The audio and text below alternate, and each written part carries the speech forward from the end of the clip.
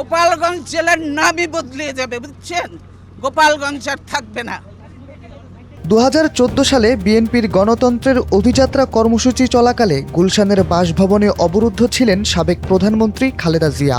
কর্মসূচিতে যোগদানের আগে পুলিশের বাধার মুখে পড়েন তিনি। একসময় দায়িত্বরত পুলিশ অফিসারদের সাথে বাকবিতণ্ডায় জড়াতে দেখা যায় তাকে। সেদিন এক পুলিশ অফিসারের উদ্দেশ্যে তিনি বলেছিলেন গোপালগঞ্জের নাম বদলে যাবে। সেই কথা বলার পর অবশ্য অনুতপ্ত হয়েছিলেন খালেদা জিয়া। গুলশানের বাসভবনের সামনে সেদিন খালেদা জিয়া কথাটি আবেগের বশে বলেছিলেন বলে জানিয়েছেন বিএনপির সিনিয়র যুগ্ম মহাসচিব রুহুল কবির রিজভী।